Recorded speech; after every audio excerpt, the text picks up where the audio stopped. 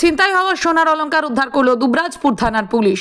দুইজন দুষ্কৃতীকে গ্রেপ্তার করে ছিনতাই হওয়া সোনার অলংকার উদ্ধার করলো দুবরাজপুর থানার পুলিশ। জানা যায় গত 27 নভেম্বর বুধবার রাত্রি 8:30 নাগাদ দুবরাজপুরের 14 নম্বর ওয়ার্ডের রতন দাস স্বর্ণকার দুবরাজপুর শহরের সোনার দোকানের সোনার অলংকার নিয়ে হলমার্ক করিয়ে নিয়ে আসেন। সেই রকমই তিনি দুর্গাপুর থেকে হলমার্ক সোনার অলংকার তৈরি করে নিয়ে ফিরছিলেন।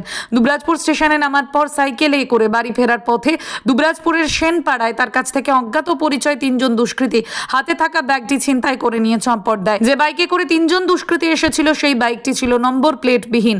ওই ব্যাগে দুবরাজপুরের বিভিন্ন সোনার দোকানের লক্ষাধিক টাকার সোনার অলংকার ছিল বলে খবর।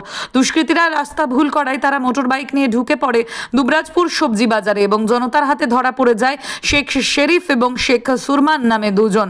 তাদের দুজনেরই বাড়ি সাঁইথিয়া থানার নজরুলপল্লী এলাকাতে। পাশাপাশি মূল অভিযুক্ত শেখ রঞ্জু নামে একজন সোনার অলংকার ভর্তি ব্যাগ নিয়ে চম্পট দেয়। পরে পুলিশ গিয়ে দুজনকে দুবরাজপুর থানায় নিয়ে আসে এবং আটক করা হয় নম্বর প্লেট বিহীন বাইকটাও। সুরমান শেখ ও শরীফ শেখ নামে দুজনকে দুবরাজপুর আদালতে তোলা হলে বিচারক জেল হেফাজতের নির্দেশ দেন। পরে দুবরাজপুর থানার পুলিশ টিআই প্যারেডের জন্য আবেদন করলে আবেদন মঞ্জুর করেন বিচারক। গত 29 নভেম্বর টিআই প্যারেড হয়। টিআই প্যারেডে দুজন দুষ্কৃতীকে শনাক্ত করেন স্বর্ণ ব্যবসায়ী রতন দাস। তারপর দুবরাজপুর থানার পুলিশ 7 দিনের জন্য দুজন দুষ্কৃতীকে পুলিশ হেফাজতের আবেদন করে, কিন্তু দুবরাজপুর আদালতের বিচারক 4 দিনের পুলিশ হেফাজত মঞ্জুর করেন।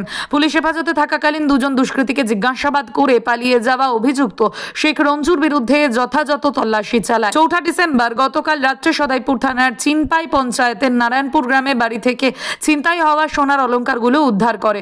পাশাপাশি অভিযুক্ত শেখ রঞ্জুর বিরুদ্ধে ওয়ারেন্ট জারি করা হয়েছে। তবে হেফাজতে থাকা দুজন দুষ্কৃতীকে আগামীকাল দুবরাজপুর আদালতে পেশ করা হবে।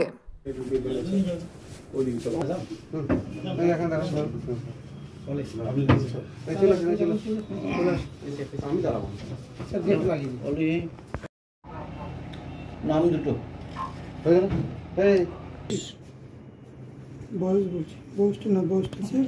শরীফ শরীফ না শরীফ শরীফ SERIF দন্তশয়কার ওয়াসি প 27 তারিখে বসেই বসে। হ্যাঁ বলুন বলুন। একটা 27 আছে একটা 28 আছে, কার কোনটা আছে দেখুন। একটা 27 একটা 28 মানে 28। হ্যাঁ আচ্ছা শরীফ শেখ ও সুরমান শেখ এদের বাড়ি সাঁইথিয়া। শরীফ সাঁইথিয়া নজরুলপুর সাঁইথিয়া।